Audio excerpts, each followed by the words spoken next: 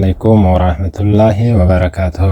ውድ የዚህ ቻናል ተከታታዮች በዚህ ቪዲዮ የፌስቡክ አካውንታችንን ደህንነት ለመጠበቅ ፕሮፋይላችንን እንዴት መቆለፍ ወይንም ሎክ እንደምንችል በዝርዝር እናያለን።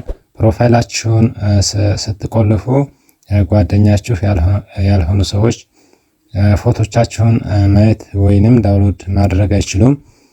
ለደህንነታችሁ በጣም ወሳኝ የሆነ ዘዴ ስለሆነ እስከ መጨረሻው ተከታተሉ። ሌሎችም እንዲደርሳችሁ ላይክ እና ሼር ማድረጋችሁን እንዳረሱ። ለቻናሉ አዲስ ከሆናችሁ ደግሞ ቻናሉን ሰብስክራይብ በማድረግ አዳዲስ ነገር አደርሳችኋለሁ። እንግዲህ ዛሬ የምናየው የፌስቡክ ፕሮፋይላችን እንዴት አድርገን ሎክ እንደምናደርግ ይሆናል። ወደ ቪዲዮ እንሄዳለን።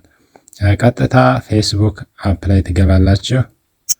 ፌስቡክ አፕሊኬሽን ላይ ከገባን በኋላ እዚህ ጋር እንደምታዩት ይቺን ትነካላችሁ። እዚች ጋር ማሳያችሁን እዚች ጋር ከዛ ይሄን ከነካን በኋላ እዚህ ጋር 3 ነጠብጣብ አለ። ይቺን 3 ነጠብጣቧን እንነካለን። 3 ነጠብጣቡን ተነካችሁ በኋላ እዚህ ጋር እንደምታዩት ሎክ ፕሮፋይል የሚል አለ። እሱን እንነካለን። ከዛ ፕሮፋይል ሎክ የሚለውን ከነካችሁ በኋላ ሎክ ዩር ፕሮፋይል የሚል አለ።